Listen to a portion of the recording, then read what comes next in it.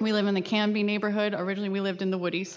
If you're housing, you might recognize my last name because we're currently working through an issue.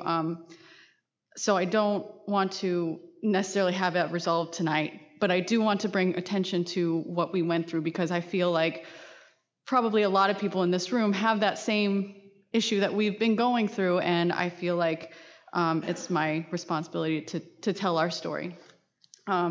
So we moved in the summer of 2016 to the Woodies, which I understand it's an old home, it's a historic home, it's a beautiful home, but this home in particular has had a lot of problems.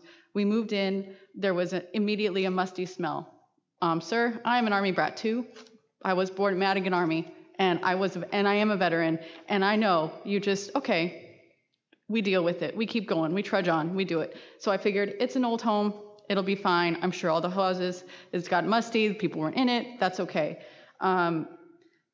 As we went on in this home, at the time I had, my daughter was 2.5 at the time.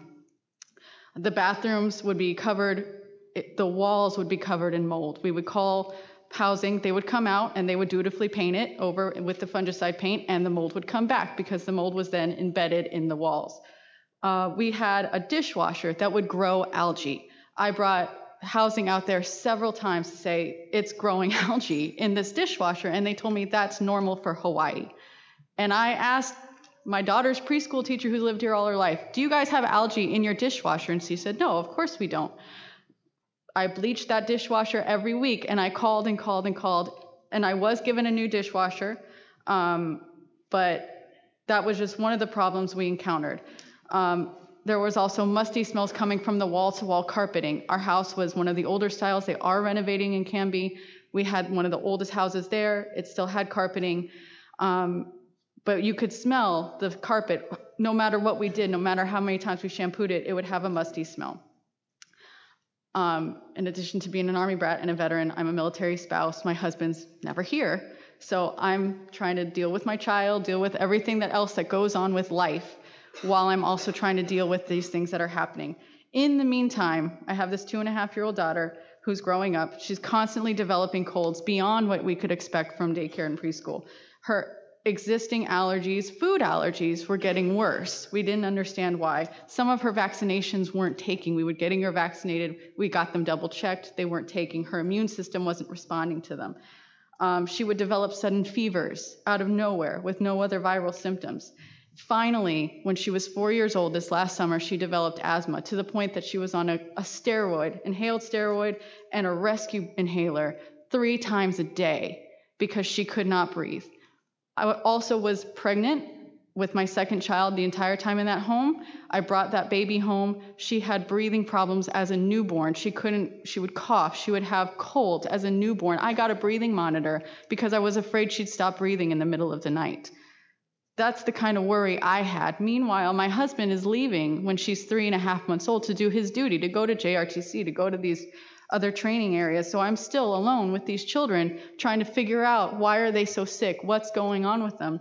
Thankfully, I had a pediatrician who was there with me trying to help me through this, saying, what's going on in your environment? What's going on in your home? And I told him, we live in an old home, we live in a historic home, but there's mold. And I told him, I understand we live in Hawaii, there's going to be mold.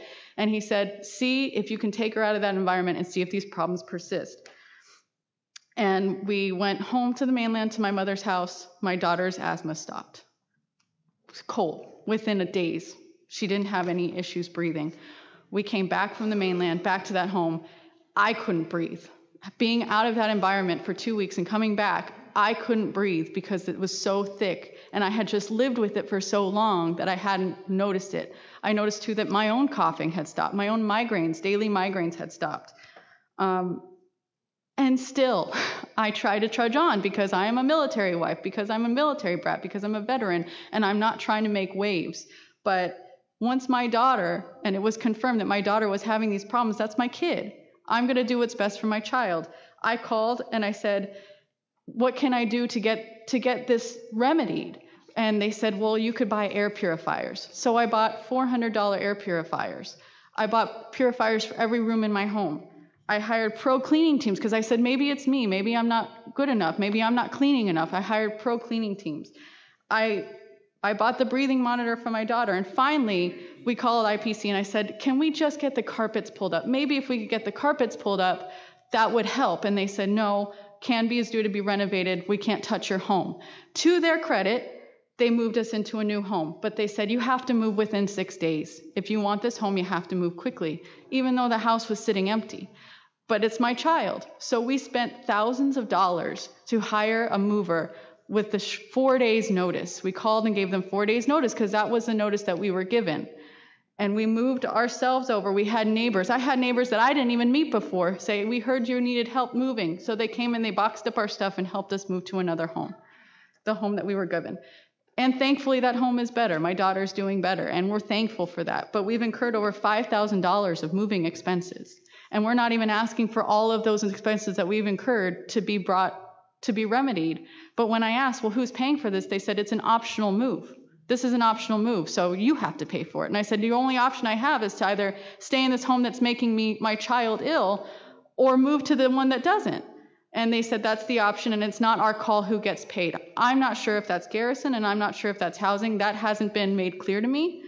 But we're just asking for really the day that we hired movers to be reimbursed to us. Nothing. We're not asking for anything else. And I just wanted to tell that story because I don't feel it's a unique story. Thank you.